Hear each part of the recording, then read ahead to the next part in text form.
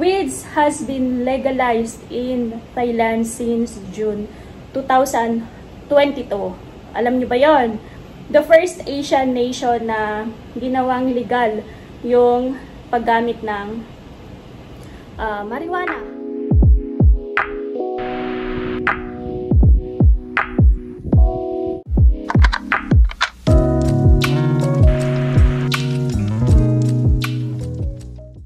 Hello guys! Welcome back to my channel. So this is Wanderlust once again. Kumusta naman ang bawat isa? I hope na ang lahat ay nasa mabuting kalagayan.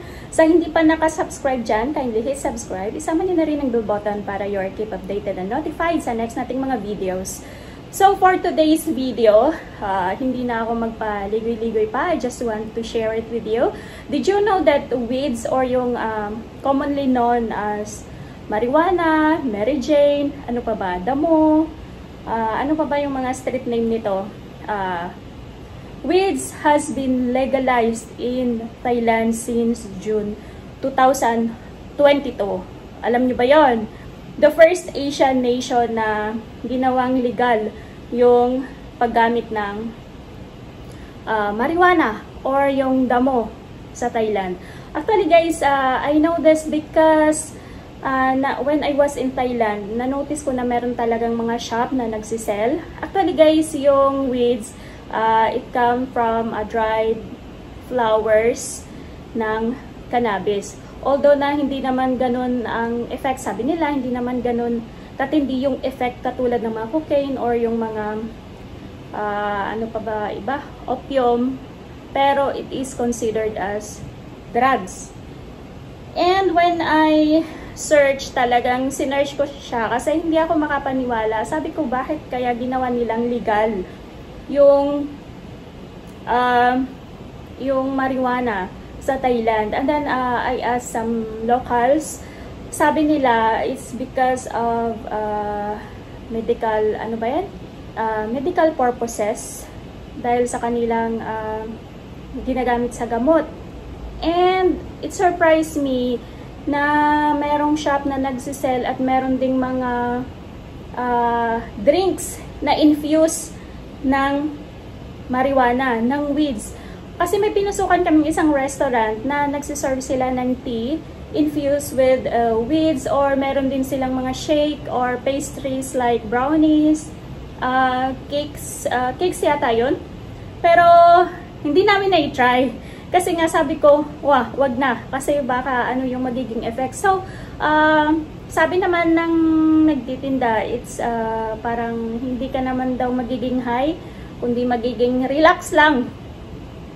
Magiging relax lang ang pakiramdam mo when you try to eat their pastries or yung mga tea nila na infused ng weeds.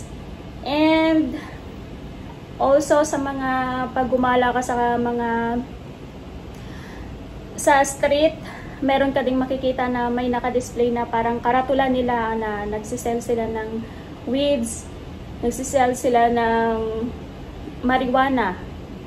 So, I'm just wondering kung yung, hindi ko lang alam kung yung batas nila na ipinasa, it covers public consumption or talagang nakalimit lang siya for medicinal or medical purposes nila. Kasi according sa kanilang batas is kasi treatment pang useful daw yon sa pag-treat ng mga anxiety disorders, may mga ganon, mga Alzheimer's, sa mga may cancer. So ginagamit daw yon. So that's why ginawa nilang legal.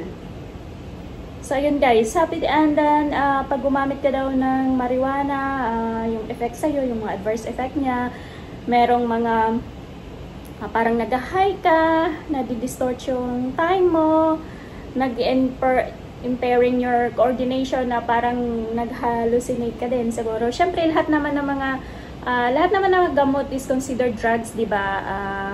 Pag nasobrahan ka ng gamit.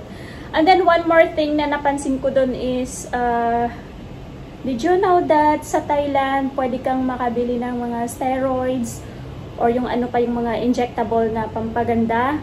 Parang katulad lang ng bumibili ka ng mga dry goods sa supermarket. Hindi na kailangan ng doctor's prescription. Ganun dun, guys. At saka meron din kaming nadaanan na parang isang street. Ang daming nagbebenta ng mga gamot-gamot doon.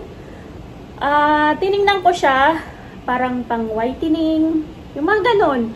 Tapos yung mga capsule, nakalagay na lang sa parang isang zip bag.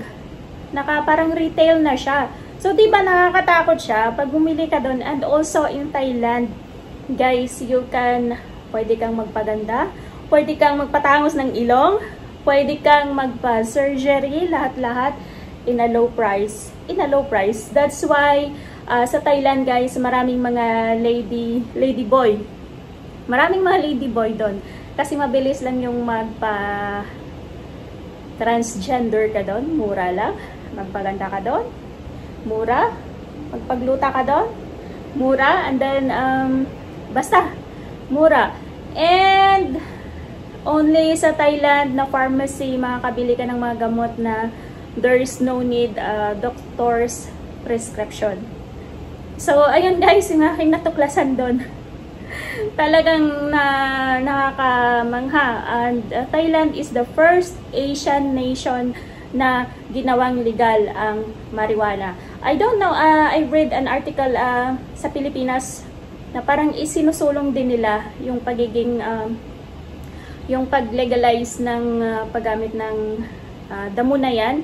Pero hindi yata na-approve. So, sana hindi. Sana pag ma-approve yun, limitado lang for medical purposes. O, diba? So, ayun lamang guys, yung aking isi-share sa inyo. Maraming salamat sa inyong lahat dyan sa patuloy na panonood na ating mga videos. This is Wanderlust once again, more upcoming videos. Thank you so much and God bless everyone. As what I'm always saying now, whatever you are doing in life, make sure that it makes you happy. Yun lang naman ang end bottom, diba? Kasi we don't know what's next. So, kung may gusto kang gawin ngayon sa buhay mo, gawin mo na. Huwag nang patumpik-tumpik pa. And wala nang procrastination. O, diba? So, thank you so much guys. See you on the next one. Bye!